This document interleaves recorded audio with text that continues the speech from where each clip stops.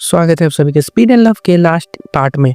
Last part की शुरुआत garage में होती है और जिन को एक मिस्ट्री पार्सल मिला होता है जिसमें वही कार पार्ट होता है जो कि इसको चाहिए होता है और ये लिन ने भेजा है। ये जानता है इस बात को, इसलिए लेने से मना कर देता है और अपने बनाए हुए कार पार्ट्स को लगा कर ट्राई करता है, लेकिन इसकी कार से धुआं आने लग गया। इसलिए अपने रेस्टोरेंट आकर अपने डैड से बताता है सब कुछ। इसके डैड इसको सॉल्यूशन देते हैं और साथ एक ऑर्डर डिलीवर करने का काम दे देते हैं। जिन जहाँ पर डिलीवरी करने जाता है, ये लिन का ऑर्डर था। जिन इसको पार्ट के लिए थैंक यू कहता है और ये भी बोलता है कि मुझे अब वो नहीं चाहिए। यहाँ पर रात को मुँह उदास होती है क्योंकि आज 2 दिन हो गए हैं जिन ने कोई रिप्लाई नहीं दिया है। मुँह को टेंशन हो रही होती है, पर जिन रेसिंग में बिजी होता है और आज वो फर्स्ट आया होता है। फिर अगली सुबह घर पर आता है मुँह से मिलने के लिए। मुँह स्कूल जा रही होती है।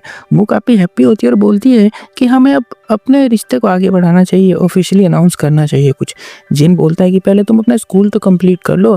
फिर इसको स्कूल छोड़ने आता है। स्कूल के बाद फिर इसको लेकर मार्केट जाता है क्योंकि आज मुँह अपने हाथों से जिन के लिए खाना बनाना चाहती है।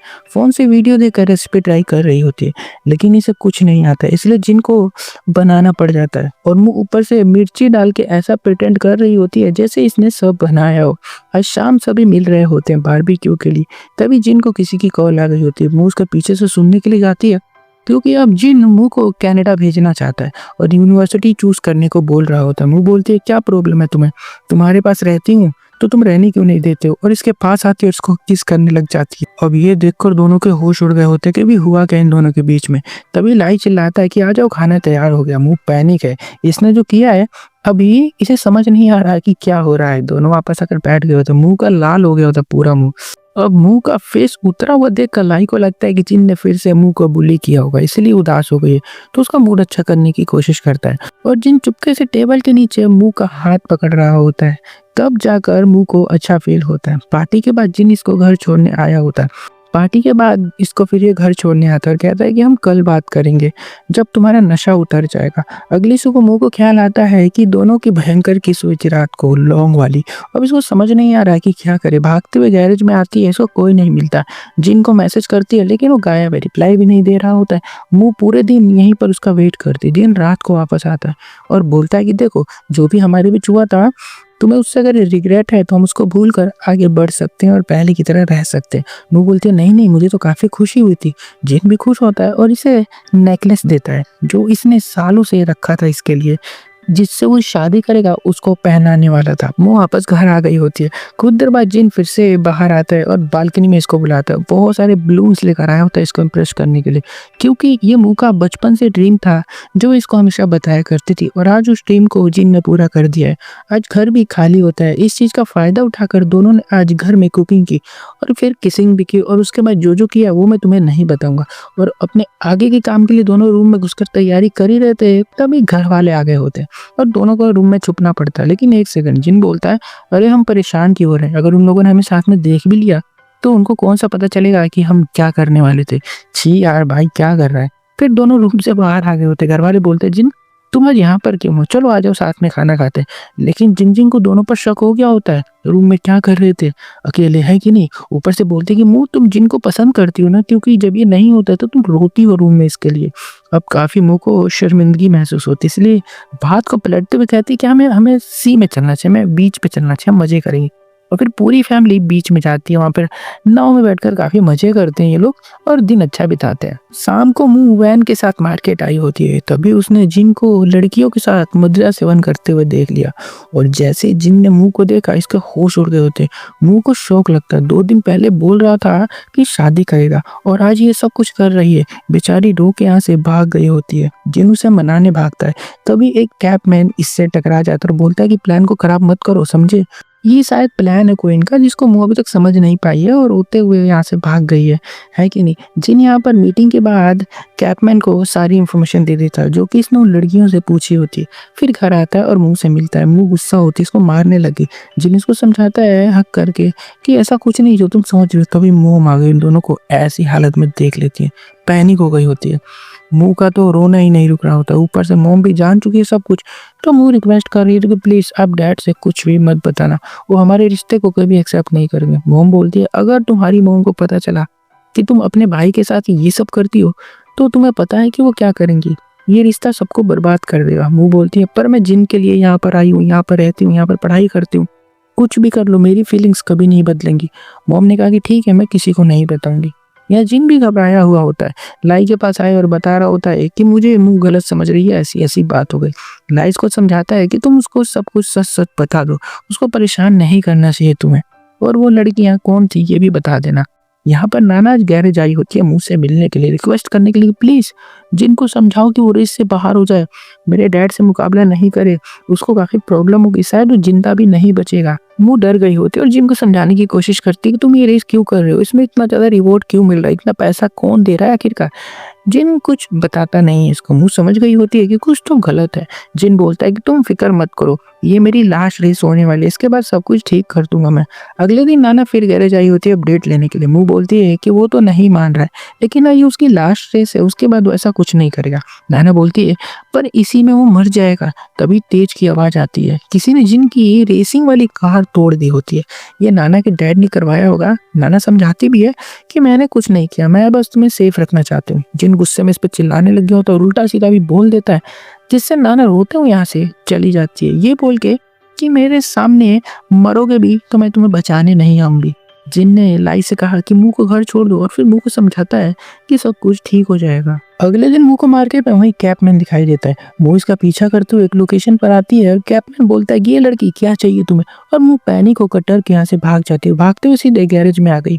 शाम को जिन आता है, उसको समझाता है कि तुम्हें उनका पीछा नहीं करना चाहिए था, यानी कि कैपमैन ने इसको बता दिया होता है। और जिन फिर इसको बताता है ये बात उस टाइम की है जब जिन कार्स को मॉडिफाई किया करता था, बनाया करता था नाना के डैड के वर्कशॉप में, और वो उसको तुड़वा दिया करते थे और इस पर फेक ब्लेम्स भी लगाए थे।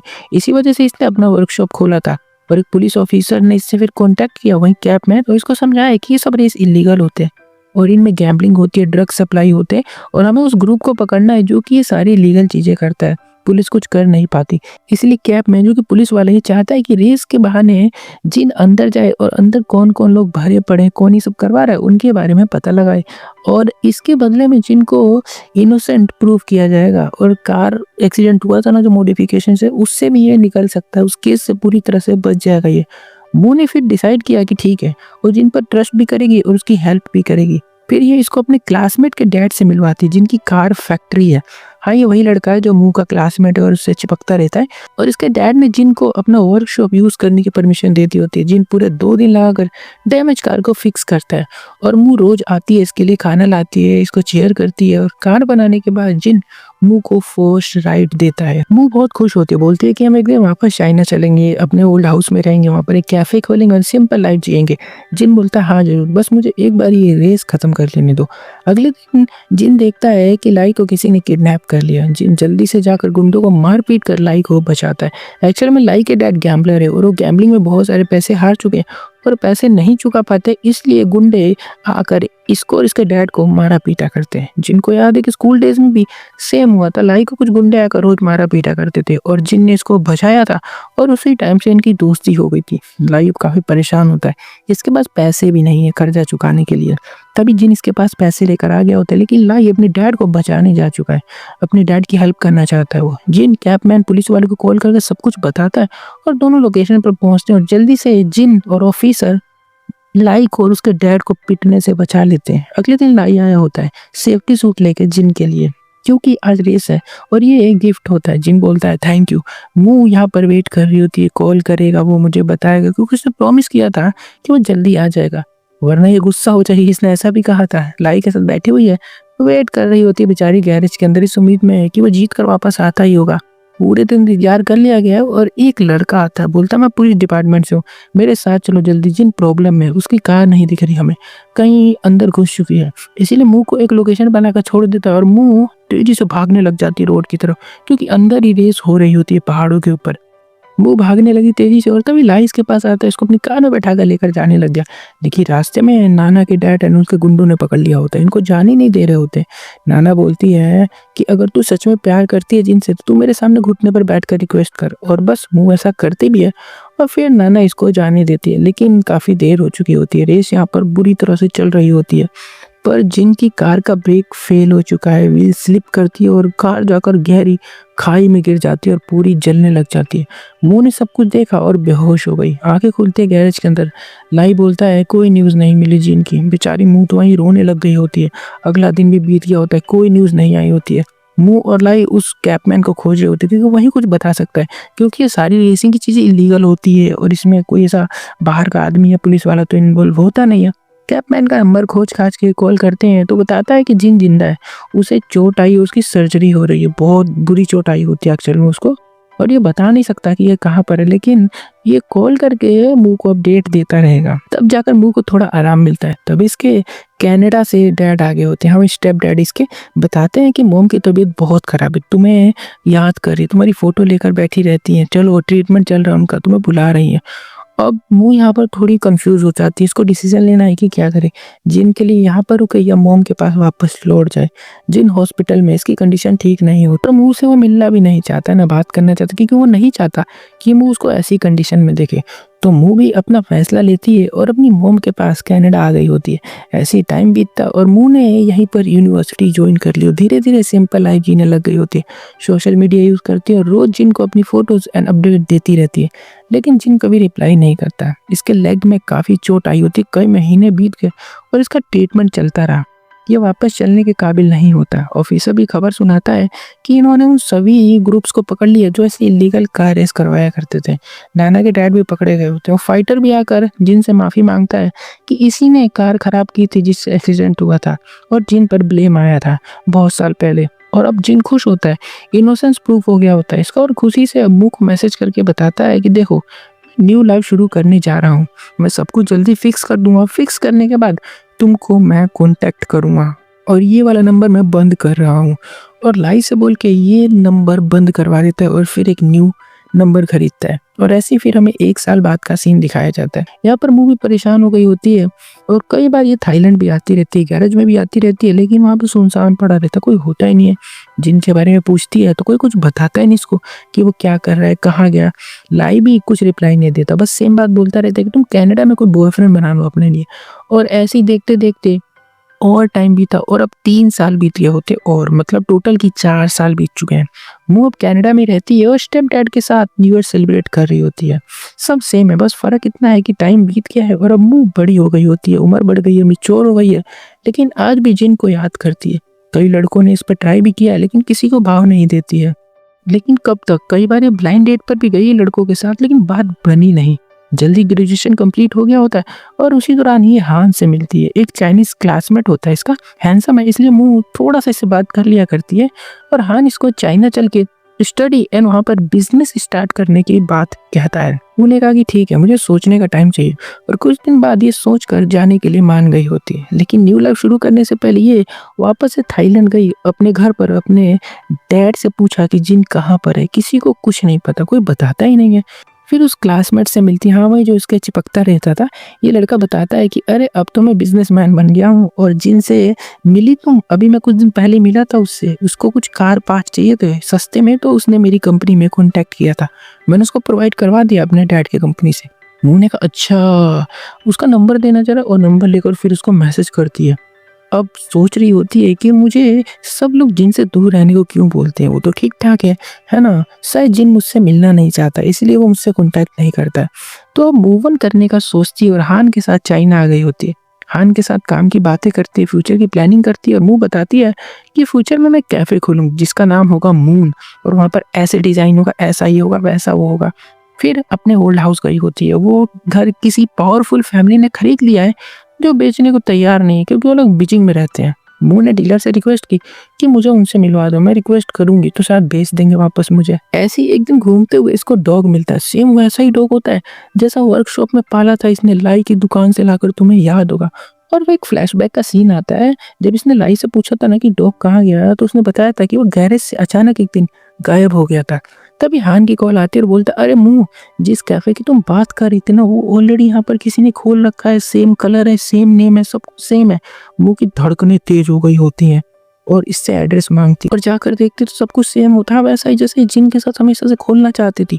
डॉग भी यहीं पर होता, वो जो इसको बाहर मिला था। कहीं ये जिन का कैफे तो नहीं है। कैफे एम्प्लॉय से जाकर ओनर का नंबर मांगने लग गई होती है। एम्प्लॉय ने मना कर दिया क्योंकि यहाँ पर रोज सुंदर सुंदर लड़कियां आकर ओनर का नंबर मांगती हैं, ऐसे सबको थोड़ी दे देंगे। एक लिस्ट भी बनाई गई होती है जिसमें अपना नाम लिखना होता है, तो ये भी अपना नाम लिखकर अपना पेन वहीं पर रख देती है। और ये पेन, मजे की बात ये जान लो कि जिन ने दी होती है इसको बहुत साल पहले। और कैफे के पेज को ऑनलाइन जाकर देखते लोगों ने लिखा होता है ओनर तो मैरिड है, बच्चा भी है उसका। मुंह घबरा गई होती है, क्या मैं लेट हो गई हूँ, शिट यार। अगले दिन वापस कैफे आती बोलती है मेरा पेन दे दो, मैं भूल गई थी यहीं पर। एम्प्लॉय बोलती है वो तो बॉस लेकर चले गए, कल आना। अब यही तो प्लान था इसका जो सक्सेसफुल हो गया होता है, इसलिए अगले दिन पेन लेने के बहाने से ये सुंदर सी ड्रेस पहन कर आती है। और इतने साल बाद ये जिन को देखती है, हाँ सच में जिन होता है ये, किस्मत ने इनको पूरे 5 साल बाद मिलवाया होता है। मुंह बोलती है पेन दे दो मेरा, और मैं एंगेज्ड हूँ, मेरी शादी होने वाली है, आ जाना, और गिफ्ट में ना पैसे लेकर आना। सब झूठ होता है वैसे। ये बाहर आकर बेचारी बहुत रोती है, पर जानती है कि जिन ने ये रेस्टोरेंट इसके लिए और इसकी वजह से ही खोला है, क्योंकि यही तो बोलती थी ऐसे रेस्टोरेंट खोलने का। पर ये साथ ही जिनको लेसन भी सिखाना चाहती है, क्योंकि ये इसके रिप्लाई नहीं देता है। तभी हान की कॉल आ गई, बताता है कि एक फ्रेंड की शादी में जाना है मुझे, तो मैं तुमसे मिल नहीं सकता और हमें थोड़ा काम को अपने डिले करना होगा।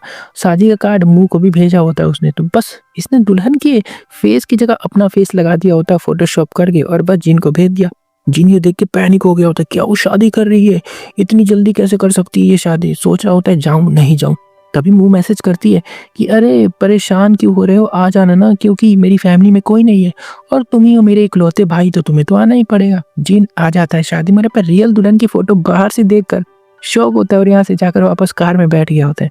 तभी मुंह ने कॉल किया, तो कैसा लगा, खुशी हुई या दुख हुआ तुम्हें ये जानकर कि मेरी शादी नहीं हो रही है। अगले दिन कैफे जाकर सीधा डॉग चोरी करके अपने घर पर लेकर आ गई होती है और मैसेज करके जिन को अपने एड्रेस भेज के बोलती है आकर अपने कुत्ते को ले जाना। जिन भागता हुआ घर पे आता है, लेकिन घर में नहीं घुसना चाहते हैं, दोनों बाहर ही मिलते हैं। मुंह बोलते घबराओ मत, मेरा बॉयफ्रेंड घर पे नहीं है, आ जाओ अंदर। जिन को तो कोई मतलब ही नहीं है क्या चल रहा है मुंह के साथ, बस इसे जानना होता है कि जिन किसी अच्छे लड़के के साथ है या नहीं। मुंह बोलती अरे पूछो मत, मेरे बॉयफ्रेंड ने मुझसे लड़ाई कर ली, पता है क्यों? उसने मुझे फोन नहीं दिलाया, मुझे न्यू फोन चाहिए था, उस पैसे का उसने वीडियो गेम खरीद लिया, कितना बुरा है वो। जिन को आ गया होता है गुस्सा और बोलता है कि ये सब बोलना बंद करो, नॉर्मल नहीं हो कुछ तुम्हारे ऐसे ड्रामे करने से, मैं पहले जैसा नहीं हो सकता हूँ। ऐसे कुछ दिन और बीत गया होता है, जिन रिप्लाई देता ही नहीं है। एक दिन फिर से कैफे में पहुंच गई होती है और एम्प्लॉय से बोलती है कि सच में ओनर मैरिड है क्या? एम्प्लॉय बोलती है हाँ हाँ उनका तो एक बच्चा भी है। एक्चुअली मैंने इतना जाने लग गई होती है ना कैफे में कि एम्प्लॉय से भी दोस्ती हो गई होती है इसकी, फ्रेंडली टाइप की। वो पैनिक हो गई होती है, घर का एड्रेस मांगती है और जा पहुंचती घर पे। डोरबेल बजाते है, अंदर से औरत निकलती जिसकी उम्र यही कुछ 45, 45 या 50 के आसपास होगी। बोलती है जिन चाहिए ना तुमको, आ जाओ अंदर आ जाओ। मुंह का पारा बढ़ता जा रहा होता है, ये औरत जिन की वाइफ है क्या? लेकिन उम्र में तो उससे 2 गुनी लगती है मुझे। पूछने लगी कि जिन की कौन? आप औरत हंस के बोलती है मेरा क्लाइंट है वो, पूरे 20 साल छोटा है मुझसे, मैं उसकी फिजिकल थेरेपिस्ट हूँ। और फिर इसको वो रूम दिखाती है जहाँ पर जिनका इलाज करते हैं उसके पैरों का, और ये जिनके साथ ही रहती है क्योंकि जिन इसको वहां से लेकर अपने साथ चाइना आ गया था कि आप भी वहीं रह लेना। और जिन के बारे में सब बताते कैसे वो मुंह की बातें करता था पहले, और अब जिन की हेल्थ बिल्कुल ठीक नहीं है, इसलिए वो जिद करके उससे मिलने के लिए बुलाती है और दोनों माउंटेन पर आए होते हैं। जिन थका थका फील कर रहा है और मुंह उसको बताती है कि देखो छुपाने से कुछ नहीं होगा। जिन छुपाना नहीं चाहता, लेकिन वो मुंह के सामने सब वीक नहीं दिखना चाहता, इसलिए वो इससे भाग रहा है। इसके बाद मुंह ने कई बार इसे कांटेक्ट करने की कोशिश की, पर जिनकी तबीयत खराब रहती है और बहुत ही कम मिलता है ये मुंह से। अब मुंह बताती है कि अब उसने खाना बनाना सीख लिया है और उसकी लाइफ बहुत हार्ड है, उसके पास खाने के भी पैसे नहीं रहते, जितनी भी नौकरी करके कमाती है वो सब रेंट में खत्म हो जाते, बहुत गरीब है। तो क्या मैं तुम्हारे साथ रह सकती हूँ इसी घर में? ये तो इसका बहाना होता है इसका रहने का, वैसे कमाती अच्छा ही है। और अचानक से जिनको अपने ओल्ड डेज की याद आने लग गई होती, कैसे ये घायल था, हॉस्पिटल में रहता था, इतना वीक हो गया था, ये मुंह के साथ मिलना नहीं चाहता था, रहना नहीं चाहता था, मना कर देता है साहब इसको। मुंह को ये बात बुरी लग जाती है, लेकिन ये प्यार तो जिन से ही करती है, दूसरे आदमी का शादी करने का ये सोच भी नहीं सकती है। और अपना बैग उठाकर जाने लगी। जिन भागते हुए आया और इसे किस करने लगा, बोलता है कि मैं अपना मेडिकल रिपोर्ट तुम्हें भेज दूंगा, उसको पढ़ के तुम डिसाइड कर लेना कि तुम्हें मेरे साथ रहना है कि नहीं रहना। पर मुंह के लिए मेडिकल रिपोर्ट मैटर नहीं करती, वो ऑलरेडी पढ़ चुकी है उनको, और वो रहेगी तो इसी के साथ ही। तो फिर कुछ दिन बाद दोनों मिलते हैं और इसका डिसीजन पूछता बताओ मुझे, और ये कहती कि हाँ मैं तुम्हारे साथ रहूंगी। और फाइनली यहाँ पर ये दोनों एक दूसरे को एक्सेप्ट करके मिल जाते हैं और बहुत ही खुश होते हैं। शाम को साथ में डिनर किया और मुंह ने जिनको हान से मिलवाया होता अपना बॉयफ्रेंड बताकर। शाम को दोनों घर आते हैं और रोमांटिक टाइम बिताने लग गए होते हैं। अगले दिन जिन इसके लिए खाना बनाता है और बोलता है कि चलो मेरे साथ ही रहोगे ना तो तुम्हें तुम्हारे घर से कपड़े लेकर आने में मदद कर देता हूँ। वो कहती नहीं नहीं, मैंने तो 2 महीने का रेंट दे दिया तो वहीं पर रहूंगी। अब जिन ने रेंट पूछा कितना, उतने पैसे फटाक से इसके अकाउंट में भेज देता है, बोलता अब तो रहोगी ना मेरे साथ।